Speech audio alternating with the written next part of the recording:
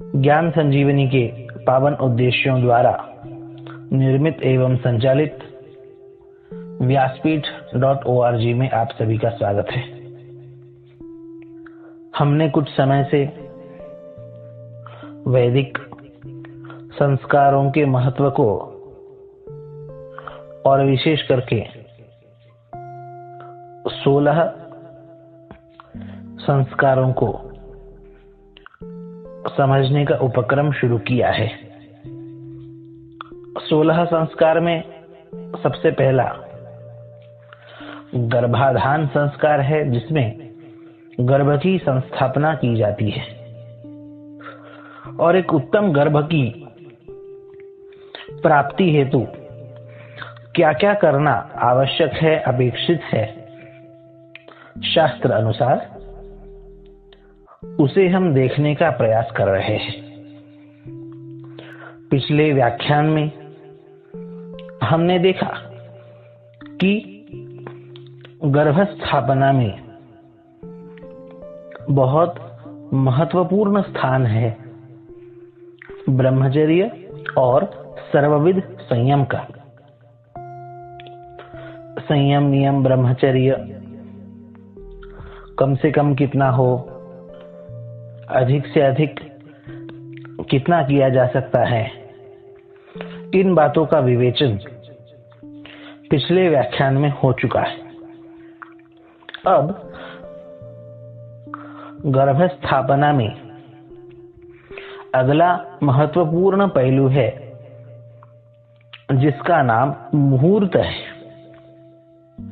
उत्तम मुहूर्त में की गई गर्भस्थापना यह मनुष्यों को मनोवांछित संतति प्रदान करती है।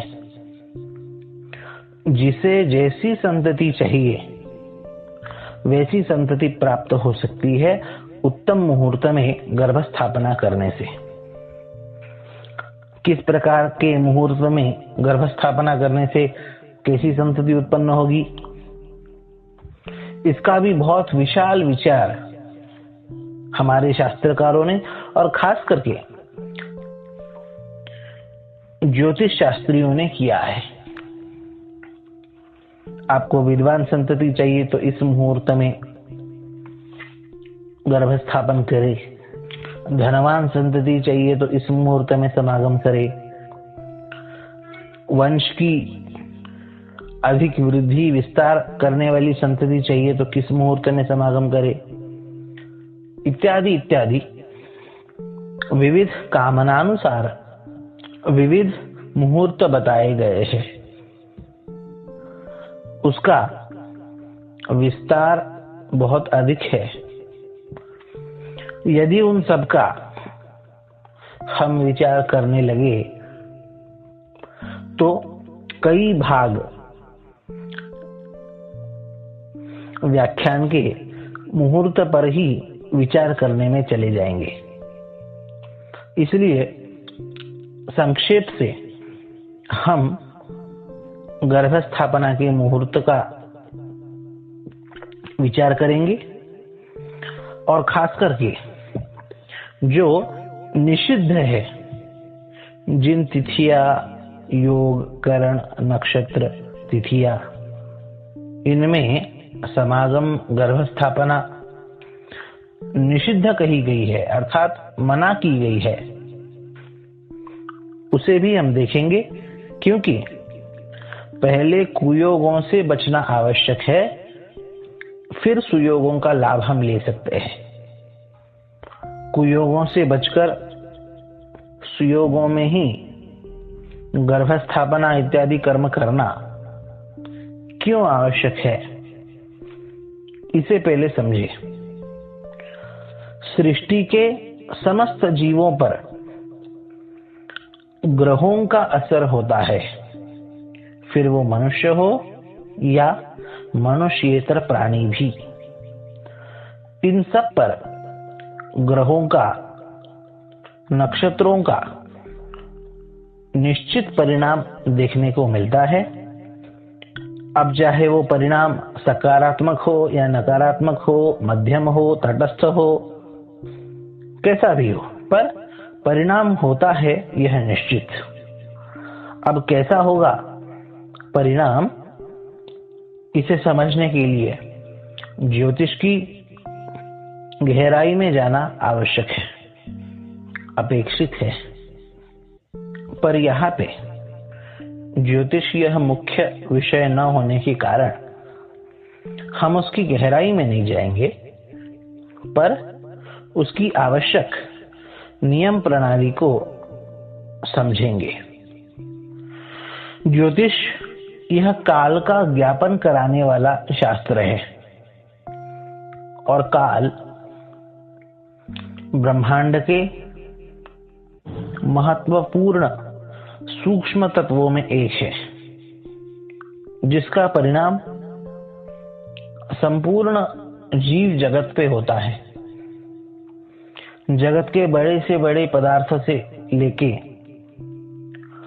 फिर चाहे वो आकाश हो, वायु हो, अग्नि हो, जल हो, पृथ्वी तत्व हो, इन सभी तत्वों पे काल का परिणाम होता है। कालानुरूप यह तत्व कार्य करते हैं, फल देते हैं,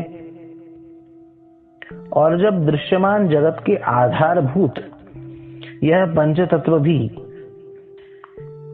जब काल के अनुसार चलते हैं, तो यह स्पष्ट है कि ग्रह हो, नक्षत्र हो, उपग्रह हो, यह भी सब काल के द्वारा संचालित हो रहे हैं।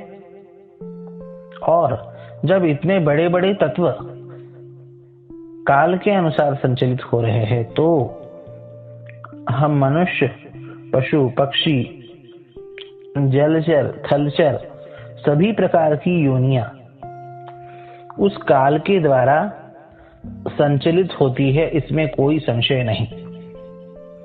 अब वो काल ग्रहों को निमित्त बनाता है या अन्य किन्हीं तत्वों को निमित्त बनाता है, सूचक बनाता है, यह बात अलग है, पर संचालित होता सब कुछ काल के द्वारा है।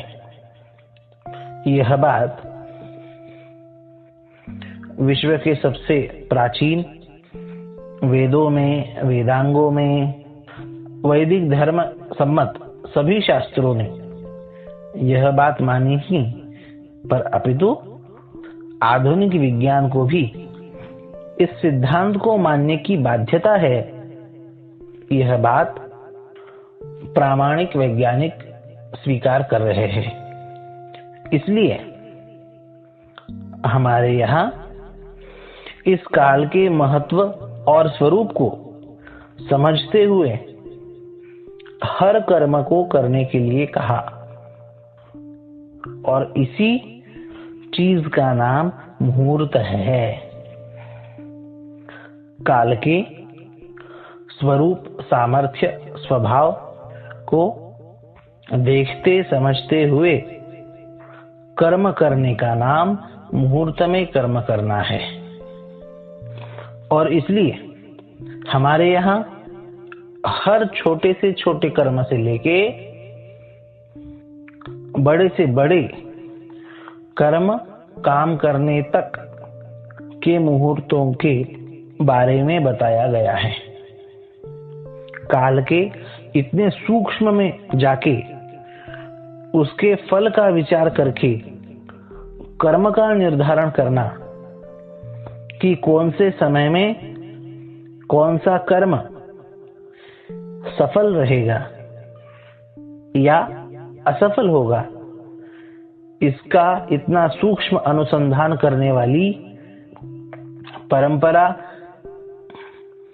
यह केवल भारतीय वैदिक परंपरा है, जिसका हम सबको अभिमान होना चाहिए। इसका प्रयत्न पूर्वक अधिक से अधिक लाभ उठाने का प्रयास हमें करना चाहिए। इन मुहूर्तों के अनुसार हर काम करने का प्रयास हमारा होना चाहिए। यह बात केवल इस गर्भाधान संस्कार के लिए ही नहीं, अपितु सभी संस्कारों के लिए लागू होती है और जीवन के हर पहलू पे कर्म करते हुए लागू होती है। गर्भाधान संस्कार के जैसा महत्वपूर्ण कर्म असावधानी पूर्वक भी, अनजाने से भी यदि निषिद्ध काल में किया जाता है, अशास्त्रीय काल में किया जाता है, तो उसका फल क्या होता है? इसके बारे में भागवत में प्रसंग आया है। सृष्टि के उत्पत्ति क्रम में, सृष्टि के आदि में भगवान ब्रह्मा जी ने ऋषियों की उत्पत्ति की और उन्हें आज्ञा की कि इस संसार का, इस सृष्टि का विस्तार करो। और उस सृष्टि के विस्तार में सर्वाधिक प्रधान भूमिका यदि किन्हीं की है तो वो कश्यप ऋषि की है, जिनसे सृष्टि का अत्यधिक विस्तार हुआ, सर्वविध मूलगामी विस्तार हुआ। वो कश्यप ऋषि है। हर व्यक्ति के, हर कुल के अलग अलग गोत्र इत्यादि होंगे, अलग अलग मूल पुरुष होंगे, पर सभी कुलों को, सभी गोत्रों के मूल में यदि जाए सृष्टि के आदि तक, तो वो कश्यप ऋषि निकलते हैं। इसलिए जिन्हें भी अपना गोत्र पता नहीं हो, वो अपने गोत्र को कश्यप ऋषि से जोड़ते हैं और अपना गोत्र कश्यप मानते हैं। यह शास्त्रानुसार निर्णय है गोत्र के बारे में। यह क्यों? क्योंकि सभी गोत्रों के, कुलों के आदि में कश्यप ऋषि है। मनुष्यों की क्या चले, यहां तक कि देवता हो या दैत्य हो, दोनों कुलों के आदि पुरुष श्री कश्यप महर्षि यह है। देवता भी उनसे उत्पन्न हुए और दानव भी उनसे उत्पन्न हुए। अब एक ऋषि और उनसे दो विरुद्ध तत्वों की उत्पत्ति कैसे हो रही है, यह अच्छे से समझने की बात है। महर्षि कश्यप को दो पत्नियां रही। एक रही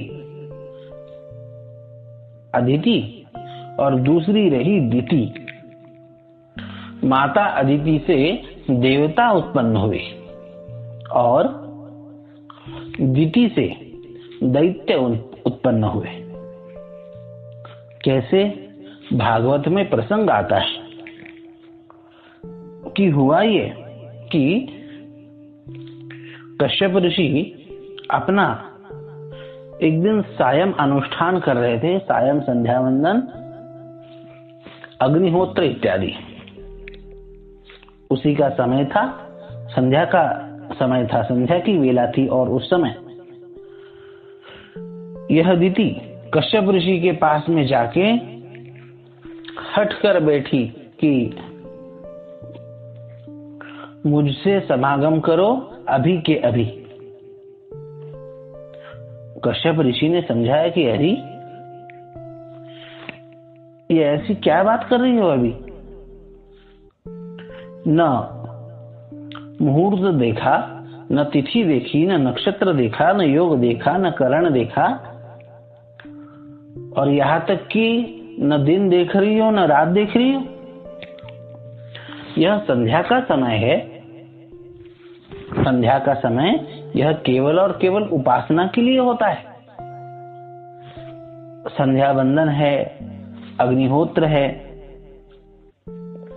जप है, ध्यान है, इसके लिए संध्या का काल होता है। संध्या के समय में कई चीजें नहीं करनी चाहिए, जिसमें खाना पीना है, जिसमें पढ़ाई अध्ययन तक नहीं करे ऐसा कहा है, सोए नहीं, और संभोग ये तो बहुत ही हानि करने वाला है। ऐसे में तुम ऐसा गलत हठ क्यों कर रही हो? और एक विशेष बात कि संध्या के समय भगवान शिव अपने गणों के साथ अंतरिक्ष में भ्रमण कर रहे होते, और जो भी जैसे जैसे कर्म कर रहे हैं उन्हें वैसा वैसा फल देते हैं। संध्या के समय जो उपासना में रत है उन्हें उनके कल्याण का आशीर्वाद देते हैं, और जो पाप में स्वेच्छाचार में रत है उन्हें दंड देते हैं। अतः तुम ये हठ ना करो। तुम्हें समागम ही करने की इच्छा है तो शुभ मुहूर्त में हम करेंगे, और समागम होता ही संतति के प्राप्ति के लिए है। अपने यहाँ अपने वैदिक परंपरा में समागम तभी करने के लिए कहा जब संतति की प्राप्ति करनी हो। इसलिए हमारे यहाँ ऐषणात्रय की जब बात आई तो 3 ऐषणा, 3 कामनाओं की बात कही। एक पुत्रेषणा, एक वित्तेषणा और एक लोकेषणा। लोक में नाम प्रसिद्धि इत्यादियों की कामना, वित्त धन की कामना और पुत्र की कामना। इसमें इंद्रिय सुख भोग काम की कामना नहीं कही, पुत्र की कामना कही। अर्थात वह काम भी जो है वो संतति की कामना के लिए है, न कि इंद्रिय सुख भोगने के लिए। अतः हे दीति, तुम यह हठ छोड़ दो। कश्यप ऋषि ने बहुत समझाया पर दीति समझी नहीं और हट कर बैठी।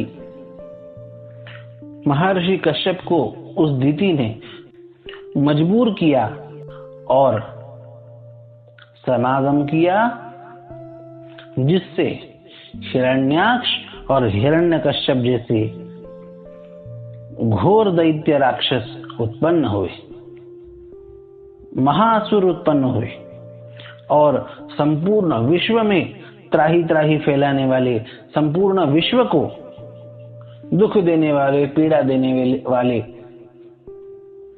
ऐसे ये 2 महाराक्षस उत्पन्न हुए, जिनसे राक्षसी कर्म हुए। इतनी ही बात नहीं, राक्षसों का वंश चल पड़ा, जो कि संपूर्ण विश्व को घातक है। संपूर्ण विश्व की शांति, सुख, समाधान, दिव्यता के लिए चुनौती है। तब से लेके आज तक वह दैत्य, आसुरी, राक्षसी वंश परंपरा या विचार परंपरा, यह विचार परंपरा तो आज भी विश्व में विद्यमान है। इसका प्रवर्तन मूल कहां से हुआ? असमय में, अकाल में, कुकाल में, कुयोग में एक बार किए गए समागम का वह परिणाम था कि संपूर्ण विश्व के लिए चुनौती, दुख पीड़ा देके अशांति फैलाने वाले आसुरी, राक्षसी, दैत्य उत्पन्न हुए। इसलिए कुकाल से, कुयोग से बचना यह समझदार व्यक्तियों का, दंपतियों का आद्य कर्तव्य है। कुयोगों से बचा जाए और सात्विक शुभ काल में समागम किया जाए। हमारे धर्म के सिद्धांत, यह सनातन होने के कारण इसे सनातन धर्म कहा जाता है। और जो सिद्धांत सृष्टि की आदि में था, वह सृष्टि के इस वर्तमान समय में भी लागू होता है। जितने भी सज्जन, समाज सेवी, परोपकारी, महापुरुष, संत पुरुष, साधु पुरुष, सज्जन महान व्यक्ति उत्पन्न होते हैं, वो संयम पूर्वक सुयोग शुभ काल में किए गए समागम से उत्पन्न होते हैं और घोर से घोर दुष्ट व्यक्ति, आतंकवादी, राक्षसी प्रवृत्ति के व्यक्ति कैसे उत्पन्न होते होंगे, यह बात आप समझ सकते हैं। कुयोग में, असंयम की स्थिति में, असंयमी, अपवित्र जीवन जीते हुए क्रूरता से किए गए समागम से यह उत्पन्न होते हैं। इसलिए संयम पूर्वक शुभ काल में समागम करें, जिससे हमारे वंश में कोई दुष्टात्मा न आए, कोई पापी, क्रूर, राक्षसी वृत्ति की संतति ना हो, शुभ संतति, परोपकारी, दैवी संपत्ति से युक्त ऐसी संतति हमें प्राप्त हो। इस गर्भाधान संस्कार के लिए ही विशिष्ट मुहूर्तों के बारे में जब विचार होता है तो कुछ नक्षत्र निषिद्ध बताए, मना किए गए, जैसे मघा नक्षत्र, ज्येष्ठा नक्षत्र, मूल नक्षत्र, रेवती नक्षत्र इत्यादि नक्षत्र, इनमें गर्भस्थापना करना मना किया गया। और तिथियों में भी चतुर्थी तिथि, षष्ठी तिथि, अष्टमी तिथि, चतुर्दशी तिथि, पूर्णिमा तिथि, अमावस्या तिथि, जन्म नक्षत्र, जन्म दिवस, वारों में रविवार, मंगलवार, शनिवार, इन वारों में गर्भस्थापना वर्ज्य कही गई, मना की गई। इन दिनों में गर्भस्थापना न करते हुए पंचांग में जिसे शुभ दिवस कहा है, उस दिन के साथ साथ रात्रि भी शुभ काल से युक्त होनी चाहिए। अभी अभी जो तिथि, नक्षत्र, वार मना किए गए, वो तिथि, नक्षत्र, वार उस रात्रि को भी नहीं होने चाहिए। इस प्रकार वर्ज्य दिनों को त्यागते हुए शुभ दिन गर्भाधान संस्कार होना चाहिए। इसमें और एक विशेष बात की, स्त्री को चंद्रबल होना आवश्यक माना गया। अब चंद्रबल कैसे निर्धारित होता है? वो निर्धारित होता है अपनी राशि के अनुसार। अपनी जो भी राशि हो उससे चौथा, आठवां, 12वां यह चंद्र निर्बल अनिष्ट फल देने वाला है, ये ना हो। और जिस दिन समागम होना है, गर्भस्थापना होनी है, उस दिन चंद्र उस स्त्री के मित्र राशि में हो, न कि शत्रु राशि में। अब मित्र रास, शत्रु रास, इन राशियों का स्वरूप अनुकूल, प्रतिकूल चंद्र कैसे होता है और अनिष्ट वर्ज्य बताए गए तिथिवार नक्षत्रों से बच के शुभ दिवस कैसे जानना है, इन सब चीजों के लिए आपको आपके पास पंचांग रखना अनिवार्य है। जिन्हें मुहूर्त इत्यादियों की बिल्कुल भी जानकारी नहीं है, कभी संबंध नहीं आया, उन्हें शायद ये लग सकता हो कि बहुत ही कठिन चीजें बता रहे हैं, पर जिन्हें पंचांग केवल ठीक से देखना पढ़ना आ गया, उनके लिए यह बातें जानना बहुत ही सरल है। और सौभाग्य से आजकल के पंचांग देखने समझने में बिल्कुल सरल है। हर मनुष्य को, चाहे वो किसी जाति धर्म परंपरा का हो, पंचांग पढ़ने आना समझना ये उसके लिए लाभकारी है, ये पक्की बात है। जब आप पंचांग देखने लगेंगे तब आपको समझ में आएगा कि ये बातें समझना बहुत ही आसान है, बहुत ही छोटी है ये बातें। अतः इन सब योगों पे ध्यान दें और फिर ऋतुकाल में गर्भस्थापना करें। अब इतना सब देखने के साथ साथ ऋतुकाल में गर्भस्थापना करें, अर्थात यह ऋतुकाल क्या है?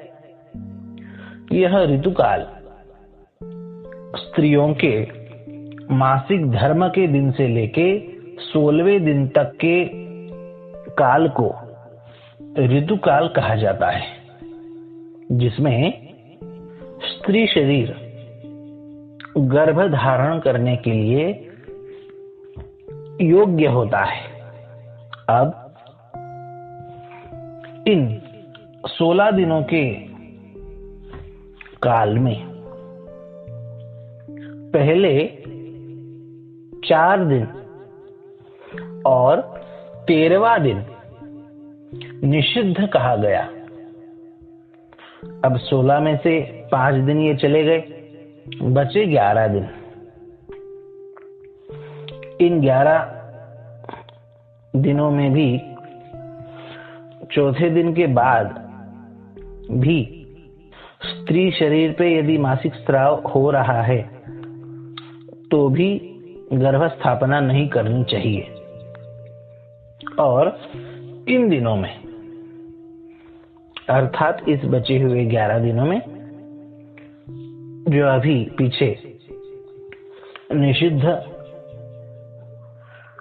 तिथि वार नक्षत्र योग इत्यादि बताए, वो सब ना हो। यदि वो कुयोग बीच में आते हैं तो वो दिन वर्ज्य करे। बताए हुए कुयोगों की सूची में अपने माता पिता का श्राद्ध दिवस और उस श्राद्ध दिवस के पूर्व का दिवस यह भी ना हो, इसका भी ध्यान रखें। और उन 11 दिनों में सम संख्या की रात्रि को समागम किया जाए तो पुत्र संतति, और विषम रात्रि को समागम से स्त्री संतति। यह बात शास्त्रकारों ने कही। इन सब चीजों का मेल बिठा के गर्भाधान संस्कार का दिवस निश्चित करना चाहिए। उस दिन में नांदी श्राद्धांत कर्म करना चाहिए, या उसे कहीं कहीं पंचांग कर्म भी कहते हैं। और ये हर संस्कार में करना होता है, केवल संस्कारों में ही नहीं, अपितु प्रायः हर कर्म में, कोई शांति कर्म हो, कोई यज्ञ हो, कोई अनुष्ठान हो, प्रायः हर महत्वपूर्ण कर्म में यह नांदी श्राद्धांत पंचांग कर्म किया जाता है, जिसमें गणपति पूजन, पुण्याहवाचन, मातृका वसोरधारा पूजन, आयुष्य मंत्र जप और नांदी श्राद्ध यह आता है। गणपति पूजन हर काम में निर्विघ्नता के लिए होता है। पुण्याहवाचन पुण्य बल की प्राप्ति के लिए होता है। मातृका वसोरधारादि पूजा शक्ति प्राप्ति के लिए होती है। आयुष मंत्र जप आरोग्य निरोगिता के लिए होता है। और नांदी श्राद्ध यह पितरों के आशीर्वाद एवं वंश परंपरा की वृद्धि और सर्वविध कल्याण के लिए होता है। यह श्राद्ध भले ही है पर यह पवित्र श्राद्ध है, आनंदी प्रसंगों पे करने का श्राद्ध है, इसलिए नांदी श्राद्ध कहा जाता है। और प्रायः हर महत्वपूर्ण कर्मों में यह किया जाता है, अपने घर पे ही किया जाता है। दिन में यह कर्म करके देवता और पितरों की दुआएं आशीर्वाद लेके रात्रि में विधिवत संयम पूर्वक समंत्रक दिव्य भाव से संपन्न होके गर्भाधान क्रिया करे। अब विधिवत और समंत्रक गर्भाधान कैसे हो इसकी जानकारी अगले भाग में दी जाएगी। तब तक के लिए हरिओम। शांति शांति शांति।